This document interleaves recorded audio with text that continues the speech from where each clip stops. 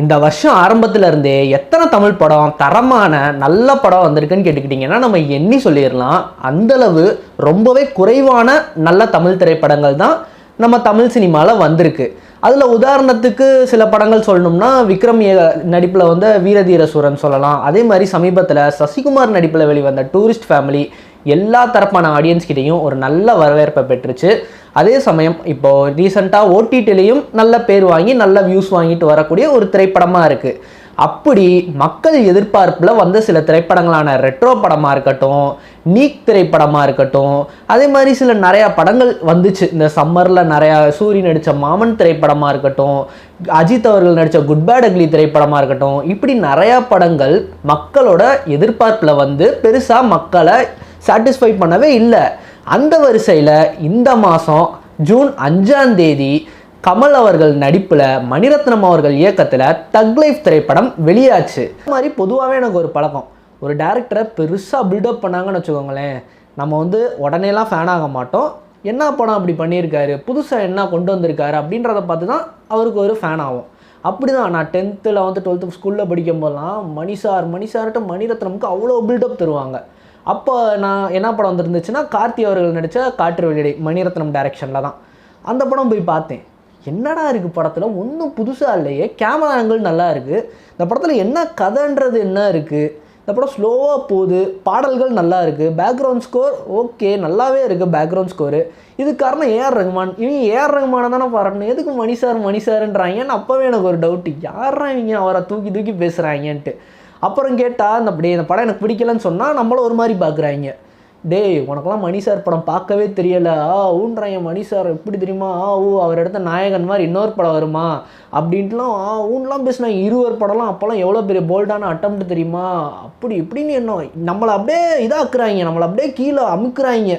மணி சாரை படத்தை பற்றி நம்ம குறை சொன்னால் அப்படி இருந்த நிலமையிலேருந்து தான் நானும் வந்திருக்கேன்.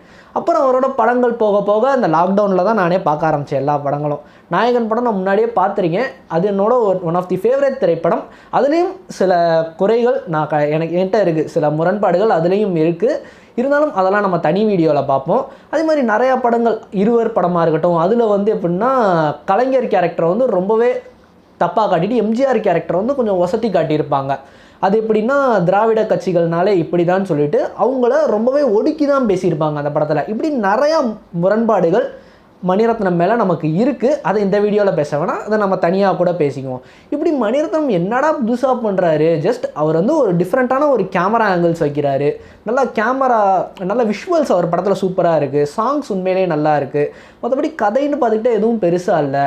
ஆனால் இந்த காலத்துக்கு ஏற்ற மாதிரி அப்டேட் ஆகிட்டு இருக்காரு, அது ஒரு நல்ல விஷயம் அவர்கிட்ட இருக்குது. ஆனால் மற்றபடி அவர் படத்தில் கேஸ்டிங்னு பார்த்துக்கிட்டிங்கனாலும் எனக்கு பிடிக்கவே பிடிக்காது. ஆயுத எழுத்தில் ஒரு லோக்கல் குன் மாதிரியான கேரக்டருக்கு வந்து மாதவனை போட்டிருப்பாரு, சம்மந்தமே இருக்காது. அதே மாதிரி செக்கச்சிவந்தவனம் படத்தில் ஒரு லோக்கல் டான் மாதிரி காட்டுறதுக்கு அரவிந்த் சாமி அந்த மாதிரி மொட்டையடிச்சு விட்டு காட்டியிருப்பார்.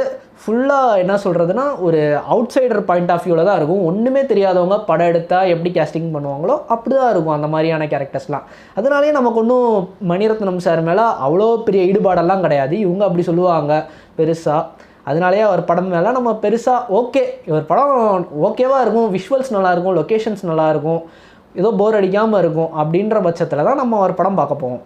அப்படி தான் இந்த தக் லைஃப் படத்தை பார்க்க போனால் உண்மையிலே ஒரு படம்னா நம்ம எதை எதிர்பார்த்து போவோம், படத்தில் ஒரு நல்ல கதை இருக்கணும், நல்ல திரைக்கதை இருக்கணும், சுவாரஸ்யமான காட்சிகள், எமோஷ்னல் கனெக்ட்ன்றது ஒரு முக்கியமான ஃபேக்டராக இருக்கணும். ஆனால் இந்த படத்தில் எதுவுமே இல்லைங்க, அதுதாங்க பெரிய டிசப்பாயின்மெண்ட்டாக போச்சு. சரி, கதைன்றது ஒரு பழைய கதையாக இருக்குது, பழைய கதையை வச்சு நிறையா திரைப்படங்கள் வந்திருக்கு. பழைய திரைக்கதையிலேயே சிறப்பான சுவாரஸ்யமான திரைக்கதைகள் கொண்ட திரைப்படங்கள் நிறையா இருந்திருக்கு. உதாரணத்துக்கு நிறையா படங்கள் சொல்லலாம். ஒரு பழைய கதை எடுத்துக்கிடுவாங்க, அதை எப்படி ஸ்க்ரீன் பிளே பேட்டர்னில் அழகாக கொண்டு போகிறாங்கன்ற மாதிரியான பேட்டர்னில் நிறையா திரைப்படங்கள் வந்திருக்கு. அந்த மாதிரி இந்த படத்தில் இருக்குன்னு பார்த்தா அதுவும் இல்லை. அதாவது பழைய கதை தாங்க இது. ஒரு ரவுடி, அவங்க அந்த அண்ணன் தம்பி ரவுடியாக இருக்காங்க, அவங்க அண்ணன் வந்து தம்பி வளர்கிறத பார்த்து பொறாமப்பட்டு தம்பிக்கு எதிராக ஒரு ஆளை செட் பண்ணி போட்டு தள்ளி தம்பி சாகாமல் திரும்பி வந்து அவங்களெல்லாம் பழி வாங்குறாரு. இதை காலங்காலமாக நம்ம பார்த்து சலிச்சு புளிச்ச ஒரு சினிமா கதை தான் இது. அதே மாதிரி நிறைய அந்த முதுகில் குத்துற மாதிரியான படங்கள் நிறையா நம்ம பார்த்துருப்போம். அஜித் சார் படங்களாக இருக்கட்டும், சூர்யா நடித்த அஞ்சான் படமாக இருக்கட்டும், இப்படி நிறையா படங்கள் சொல்லிக்கிட்டே போகலாம். அந்த முதுகுல குத்துற படங்கள் அஜித் சாரே இந்த மாதிரி ஒரு 10 படம் பண்ணியிருப்பார். இந்த மாதிரி ரஜினி ஒரு 10 படம் பண்ணியிருப்பார். விஜயகாந்த் ஒரு 20 படம் பண்ணியிருப்பார். இப்படி ஒரு அடித்து புளிச்சு போன ஒரு கதை தான் இது. இதுலேயும் திரைக்கதை எவ்வளோ முக்கியம். ஆனால் ஃபஸ்ட் ஹாஃப் கூட ஏதோ பார்த்துடலாங்க. செகண்ட் ஹாஃப்லாம் விவேகம் படம் பார்த்த மாதிரி ஒரு ஃபீல் ஆகி போச்சு. எப்படின்னா ஒரு இமயமலையிலேருந்து ஆண்டவரை தள்ளி விட்டுறாங்க. நம்ம ஆண்டவர் பார்த்தா பொழைச்சிடுறாரு. அவ்வளோ டிஸ்டன்ஸ்லேருந்து கீழே விழுந்து பொழைச்சிடுறாரு. பொழைச்சி திரும்ப மேலே ஏறி வராரு. பனிப்புயல்லாம் வருது, அதுலேருந்தும் பொழைச்சிடுறாரு. ஒரு லாஜிக், ஒரு அடிப்படை லாஜிக்ன்றது ஒரு படத்தில் வேணாமாடா? அப்படி இருந்துச்சுங்க அந்த சீனு. அப்படியே பார்த்தீங்கன்னா அப்படியே இமயமலையிலேருந்து வராரு, தீ பற்ற வைக்கிறாரு. அப்படியே அந்த தலை விடுதலை பாட்டு பார்த்துருப்பீங்க எல்லாரும் விவேகம் படத்தில். அப்படியே அந்த பாட்டில் இருக்க விஷுவல்ஸை அப்படியே காட்டுறாங்க. அந்த பாட்டு மட்டும்தான் போடலைன்னு நினைக்கிறேன். அப்படியே பார்த்தா ஒரு புத்த மடத்தில் போய் எல்லாம் அவருக்கு வந்து காப்பாற்றி போதி தர்மராக திரும்ப வந்து எல்லாத்தையும் பழி வாங்குறாரு. இதுதான் படத்தோட செகண்ட் ஹாஃப். ஃபஸ்ட் ஹாஃப் கூட ஏதோ உட்காந்து பார்த்தாச்சு. கமலோட ஆக்டிங் ஓகே, வழக்கம் போல் நல்லா இருக்குது. ஆஹா ஓஹோன்னு சொல்கிற அளவு இல்லை, இது அவரோட பெஸ்ட்டு கிடையாது, அதை நான் உறுதியாக சொல்கிறேன். அதே மாதிரி சிம்பு ஃபஸ்ட் ஹாஃபில் உண்மையிலே ஸ்க்ரீனை அவர் தான் என்ன சொல்கிறது, ஸ்க்ரீனே கொண்டு போகிறதே அவர் தான், படத்தையே நகர்த்தி கொண்டு போகிறது சிம்பு அவர்கள் தான். செகண்ட் ஹாஃபில் அவர் கேரக்டரை அப்படியே டம்மி பண்ணி கிளைமேக்ஸில் அவரை போட்டும் தள்ளிடுறாங்க. அப்படியான கேரக்டர் தான் சிம்பு அவர்களுக்கு இருக்குது. இது அவருக்கு ஒரு கம்பேக் திரைப்படமாக இருக்குன்னு பார்த்தா திரும்பவும் கோபேக்குன்றாங்க அவரை. பாவம், ஒரு நல்ல ஒரு நடிகர் சிம்பு. ஆனால் அவருக்குன்ற ஒரு நல்ல படம்ன்றது வந்து அமையவே மாட்டேங்குது. மாநாடுக்கு அப்புறம் இன்னும் வர அவருக்கு ஒரு கேரக்டர் ரோல் பேஸ் பண்ண ஒரு படம் கிடைக்கவே மாட்டேங்குது. கூடிய சீக்கிரம் அவருக்கு அந்த மாதிரியான படங்கள் கிடைக்கணும் அப்படின்னு நம்ம கேட்டுக்கிறோம். அதே மாதிரி நிறையா கேரக்டர் ஆர்டிஸ்ட், நாசர் மாதிரியான ஒரு ஆர்டிஸ்ட்டை வச்சுக்கிட்டு என்ன ஒரு ரோல் பண்ணியிருக்காங்க. ஒரு நல்ல ஒரு கேரக்டர் ரோல், ஒரு வில்லனிசமாக நல்லா கொண்டு போயிருக்கலாம், அதையும் சப்பையாக முடிச்சிட்டாங்க. ஜோஜு ஜார்ஜ் மலையாள படத்தில் நீங்கள் அவரெல்லாம் பார்த்துருப்பாங்கலாம் தெரில. இவங்க முன்ன பின்ன இராட்டா, நயட்டு, இந்த மாதிரி ஏகப்பட்ட படத்தில் அவரோட பெர்ஃபார்மன்ஸ் அவ்வளோ அற்புதமாக இருக்கும். ஏன் ஆடியோ லான்ச்சில் கூட கமல் சொல்கிறாரு, நான் வந்து ஜோஜுவை பார்த்து பொறாமப்படுவேன்ட்டு. அவருக்கு நீங்கள் எப்படி கேரக்டர் கொடுத்துருக்கணும்? அவரை மாதிரி ஒரு ஆர்டிஸ்ட்டை வச்சுக்கிட்டு அவருக்கு சப்பையாக ஒரு ரோல் கொடுத்து அவரோட டேட்ஸையே வீணடிச்சிருக்காங்கன்னு தான் நம்ம வந்து சொல்லணும். தயவு செஞ்சு ஜோஜு ஜார்ஜ் அவர்கள்கிட்ட நம்ம கேட்டுக்கிறோம், தமிழ் சினிமாவில் உங்களை ஐஸ் வச்சு கூப்பிடுவாங்க. இனி எந்த ஒரு தமிழ் படம் வந்தாலும் நீங்கள் தயவு செஞ்சு சைனே பண்ணாதீங்க. மலையாளத்தில் உங்களுக்கு நிறையா ரோல்ஸ் வருது, அதிலே நடித்து உங்களோட பேரை வந்து காப்பாற்றிக்கோங்க. அதான் நம்ம வந்து சொல்லுவோம். ஏன்னா போன மாதம் ரிலீஸ் ஆன ரெட்ரோ படத்துலேயும் அவரோட ரோலை பார்த்துக்கிட்டிங்கன்னா ரொம்பவே சதைச்சிருப்பாங்க. அதே மாதிரி ஜெகமே தந்திரமாக இருக்கட்டும், தமிழ் படத்தில் அவர் நடித்தாலே அவரோடு பொம்மை மாதிரி தான் நடக்க விட்டுட்ருக்காங்களே தவிர அவருக்கு ஒரு ஸ்ட்ராங்கான ரோல்ன்றது இருக்க மாட்டேங்குது. அப்படி அவரோட ரோலையும் வேஸ்ட் பண்ணிட்டாங்க. அடுத்து டெக்னிக்கலாக எடுத்துக்கிட்டிங்கன்னா அதில் சில ப்ளஸ் பாயிண்ட்ஸை வந்து நம்ம சொல்லலாம். சினிமோட்டோகிராஃபி ரவி கே சந்திரன் உண்மையிலே அற்புதமாக பண்ணியிருந்தார். அவரோட விஷுவல்ஸ்லாம் அப்படியே கண்ணில் ஒத்திக்கலாம் போல் இருந்துச்சு. அவ்வளோ அற்புதமாக அந்த சீன்ஸ் எல்லாம் கேப்சர் பண்ணியிருந்தார். ஜல்சைமராக இருக்கட்டும், டெல்லியாக இருக்கட்டும், அதே மாதிரி இந்த நேபாள்னு சொல்லிட்டு ஒரு ஏரியாவை காட்டுறாங்க. அதெல்லாம் உண்மையிலே கண்ணில் ஒத்திக்கலாம் போல் அவ்வளோ அற்புதமாக இருந்துச்சு அந்த விஷுவல்ஸ்லாம். அதே மாதிரி டிஏஜிங் பண்ணியிருந்தாங்க கமலுக்கு ஸ்டார்டிங்கில். அது சரியாக இல்லைனாலும் அதுக்கு கலர் ட்ரேடிங் பண்ணி பூசியும் பூசாத மாதிரி நல்லா சமாளிச்சிருந்தாங்க. அதுவும் ஒரு நல்ல ஐடியா தான், பாராட்டலாம் அதுக்கு கூட நம்ம. அதே மாதிரி ஏஆர் ரஹ்மானோட இசையில் பாடல்கள் எல்லாம் சூப்பராக இருந்துச்சு. ஆனால் பார்த்தீங்கன்னா எந்த பாடலுக்கு நம்ம எக்ஸ்பெக்டேஷன் பண்ணோமோ, இந்த முத்தமலை பாடல் 2 வருஷனாக ரிலீஸ் ஆச்சு. சிம்மை அவர்கள் பாடினது பாடினதோட சூப்பராக இருக்குன்ற மாதிரியான டாக்ஸ்லாம் இருந்துச்சு.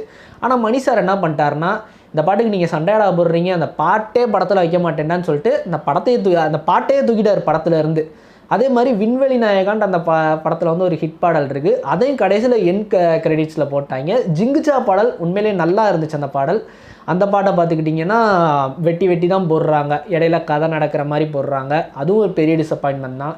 இப்படி ஹிட்டான பாடல்களை போட்டாலாச்சும் நம்ம தேட்டரில் கொஞ்சம் நிம்மதியாக உட்காந்து பார்த்துருக்கிறதுக்கான ஒரு வாய்ப்பு வந்து வந்திருக்கும். ஆனால் அதுவும் இல்லை. 5 வண்ண பூவே பாடல் உண்மையிலே சூப்பராக இருந்துச்சு, அதையும் பிட்டாக தான் போடுறாங்க. இப்படி ரொம்பவே மியூசிக்லேயும் ஏஆர் ரஹ்மானோட பெஸ்ட்டுன்னு இல்லை. பேக்ரவுண்ட் ஸ்கோரும் சும்மா ட்ரம்பட்டை வச்சு அப்படி தான் போடுறாரு. அவரும் இந்த படத்துக்கு எவ்வளோ தான் மெனக்கெடுவார், இந்த கர்மத்துக்கு இது போதும்னு நினச்சிட்டாரு போல். தக் லைஃப்ன்ற டைட்டில் வந்தோடனே என்னோட கணிப்பு எப்படி இருந்துச்சுன்னா, தக்கீஸ் கொள்ளையர்கள் இந்தியாவை எப்படிலாம் அக்கிரமம் பண்ணாங்க, இந்தியாவில் எப்படிலாம் கொள்ளையடிச்சாங்க, எப்படி வாண்டட் கொள்ளையர்களாக இருப்பாங்கன்ட்டு ஒரு பீரியாடிக்கல் படமாக இருக்கும்ன்ட்டு என்னோட ஆரம்ப கணிப்புன்றது வந்து இருந்துச்சு.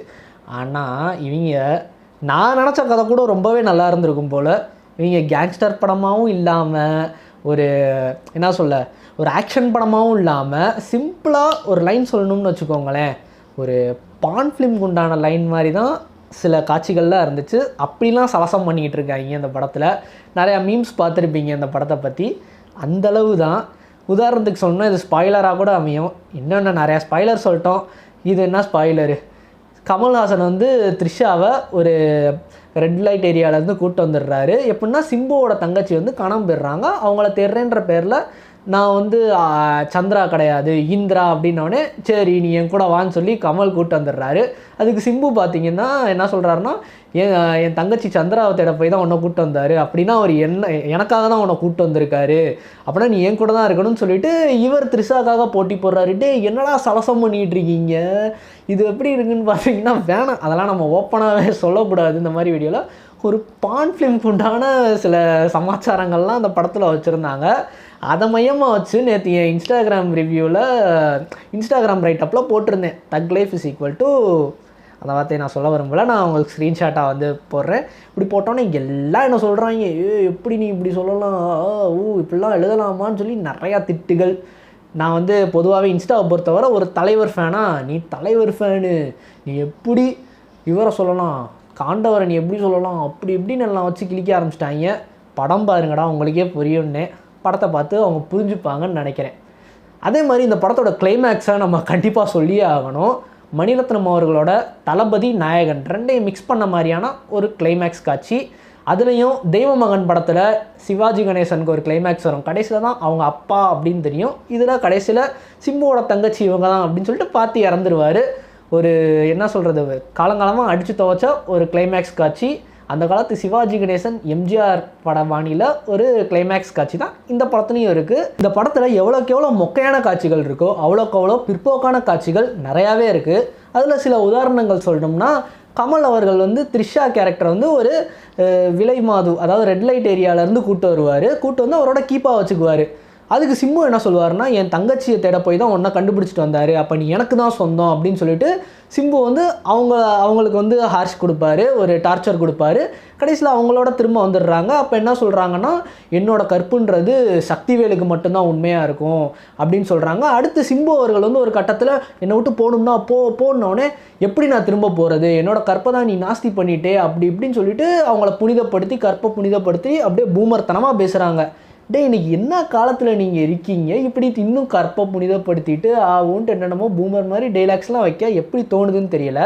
அதே மாதிரி இன்னொரு காட்சி என்னென்னா, கமல்ஹாசன் வந்து ஜெயிலேருந்து வெளியே வராரு. அந்த சக்திவேல் கேரக்டர் வந்து அவரோட ஒய்ஃபை போய் பார்க்காம டேரெக்டாக அவரோட கீப் வீட்டுக்கு போய் 6 நாள் நல்லா மஜாவாக ஜாலியாக இருந்துட்டு அவரோட ஒய்ஃபை பார்க்க போகிறாரு. ஒய்ஃபுக்கு வந்து அந்த விஷயம் தெரிஞ்சிருது, இவருக்கு வந்து இப்படி சைடில் ஒரு கீப் இருக்குன்ட்டு. அதுக்கு அவங்க தாலியை கழட்டி வச்சுட்டு அவங்களோட கோவத்தை வந்து வெளிக்காட்டி கோவம் சரி இப்படி வெறுத்து அடுத்து அவங்களோட வாழ்க்கையை தொடருவாங்கன்னு பார்த்தா இவர் என்ன சொல்கிறாருன்னா, நம்மளோட எதிர்காலத்தை எப்படி நம்ம தீர்மானிச்சிருந்தோம், நம்ம வந்து 90 வயசில் இருக்கிறப்ப ஆவுன்ட்டு என்னென்னமோ கதை சொல்கிறாங்க. 90 வயசில் இருக்கிறப்போ நம்ம விவசாயம் பண்ணி நம்ம சொந்த ஊரில் அவ்வளோ சந்தோஷமாக பேரம்பேத்தியோடு இருக்கணும்னு என்னென்னமோ பூமர்த்தனமாக கதை சொல்கிறாங்க. அப்படி சொல்லிவிட்டு உடனே அந்த அம்மா சரியாயிருது. இதிலேருந்து என்ன தெரிய வருதுன்னா, கமல்ஹாசன் மணிரத்னமோட பாயிண்ட் ஆஃப் வியூன்றது ஒரு மேல் சாவனிஸ்ட் பாயிண்ட் ஆஃப் வியூவில் தான் இருந்துக்கிட்டு இருக்குது. இவங்க வெளி உலகத்துக்கு என்ன தான் முற்போக்காளர்களாக தெரிஞ்சாலும் இவங்க திரைவடிவில் காட்டுறதுன்றது பக்காவான பிற்போக்கான ஒரு பூமர்த்தனமாக தான் இருக்குது. அதே மாதிரி அடுத்த சீனில் அவங்க ஒய்ஃபு தாலியோடு வருவாங்க. கமல் கேட்பார், என்ன இன்றைக்கி மட்டும் திடீர்னு தாலி இப்போ திடீர்னு கழுத்தில் இருக்குன்னு கேட்டோடனே, அங்கே ஒருத்தி இருக்காளா அவளுக்கு நல்லா தெரியட்டும் நான் தான் அவங்க பொண்டாட்டின்ட்டு அப்படின்னு சொல்லி தாலியை இன்னமும் புனிதப்படுத்தி பேசிக்கிட்டு இருக்காங்க. டே யாரா நீங்கள், சத்தியமாக முடியலடா, இன்னும் இந்த மாதிரியான காட்சிகள்லாம் வச்சு எப்படா பொல போட்டுறீங்கன்ற மாதிரி தான் இருந்துச்சு. அதே மாதிரி இன்னொரு டைலாக் ஒன்று இருக்கும், வீட்டில் யாருமே ஆம்பளை துணெல்லாம் வெளியே போகக்கூடாது சொல்லிவிட்டேன், 80 வயசு கிழவியாக இருக்கட்டும் சின்ன பொண்ணாக இருக்கட்டும் அப்படின்ற மாதிரியான ஒரு டைலாக்கு தேட்டரில் கிறுக்கு போயிட்டாக கைத்தட்டுறாங்க. டே யாரா நீங்கள்லாம் எங்கடா இருக்கீங்க அப்படின்ற மாதிரி தான் அந்த சீன்ஸ் எல்லாம் இருந்துச்சு. சத்தியமாக சொல்கிறேன், முற்போக்காளர்ன்ட்டு இன்னும் கமல்ஹாசனையும் மணிரத்னத்தையும் யாரோ சொல்லிட்டு வந்தால் அவங்களெல்லாம் செருப்பால் அடிங்கன்றேன். ஏன்னா நீ திரை வடிவில் எப்படி பேசுகிறியோ அதுதான் ரியாலிட்டியாகவும் இருக்கும். அதேமாரி நீ ரியாலிட்டியில் என்ன மனசில் வச்சுருக்கியோ அதுதான் திரை வடிவிலையும் வரும். அதுலேருந்தே இவங்களோட பாயிண்ட் ஆஃப் வியூன்றது அப்பட்டமாக தெரியுது. சரிங்க போதும், இந்த படத்தை நம்ம வந்து போதுமான அளவு கழுவி ஊற்றிட்டோம். இன்னும் இந்த படத்தை நீங்கள் பார்க்கணுன்னு நினச்சிங்கன்னா அது உங்களோட ஓன் ரிஸ்க் தான். நான் சொல்லிட்டேன், இந்த படத்தோட ஓடிடி ரைட்ஸ் பார்த்துக்கிட்டிங்கன்னா ஏதோ 8 வாரம் கழிச்சு தான் வருமா. நீங்கள் ஓடிடியில் பொறுத்திருந்தே பார்க்கலாம். அது வேணாம் தான் சொல்லுவேன், வேஸ்ட் ஆஃப் டைம் தான். இந்த படம் கர்நாடகாவில் ரிலீஸ் ஆகலை சில பிரச்சனைகள்னால. அவங்க மன்னிப்பு கேளுன்றாங்க. ஆனால் கமல்ஹாசன் அவர்கள் 200 ரூபா கொடுத்த தமிழ் ஆடியன்ஸ் கிட்ட தான் மன்னிப்பு கேட்கணும் இந்த மாதிரியான ஒரு காவியத்தை கொடுத்ததுக்கு. உடனே இந்த வீடியோவை பார்த்துட்டு நிறைய அறிவுஜீவிகள் என்கிட்ட வரலாம், ஏய் மணி சார் பற்றி நீ எப்படி இப்படி பேசலாம், மணி சாரோட படம் உனக்கு பார்க்க தெரில, உனக்கு ஏஸ்தட்டிக்னா என்னான்னு தெரியுமா, கேமரா ஆங்கிள்னா என்னான்னு தெரியுமா, ஆர்ட் ஃபிலிம்னா என்னான்னு தெரியுமா, ஒரு ரொமான்ஸ்னால் என்ன தெரியுமா. நான் சொன்னேன்ல அந்த ரொமான்ஸ் காட்சி கமல் பேசுவாருன்ட்டு, அந்த சீனை கூடிய சீக்கிரம் இந்த தற்கொலை பயில்கள்லாம் ஒரு ஸ்டேட்டஸாக வச்சு வாட்டர் ரொமான்டிக்காக ஒன்ட்டு க்ளோரிஃபை பண்ணாலும் பண்ணுவாங்க. கண்டிப்பாக யாராவது வருவாங்க. உங்களை மாதிரி 1000 பேர் பார்த்தாச்சு, இந்த அறிவுஜீவிகளில் 1000 பேரை பார்த்தாச்சு. 1001வது ஆளாக யாராவது வந்தாலும் வாழ்த்துக்கள், நம்ம பேசலாம். ஆரம்பத்தில் இது ஏதோ துல்கர் சல்மானுக்கும் ஜெயம் ரவிக்கும் ஒரு காஸ்ட்லி மிஸ்ஸுன்னு சொன்னாங்க. ஆனால் நல்ல வேலை அவங்களுக்கு இது ஒரு ஜஸ்ட் மிஸ்ஸு தான். இல்லைனா நம்மளுக்கு லக்கி பாஸ்கர் மாதிரி ஒரு படம் கிடச்சிருக்காது.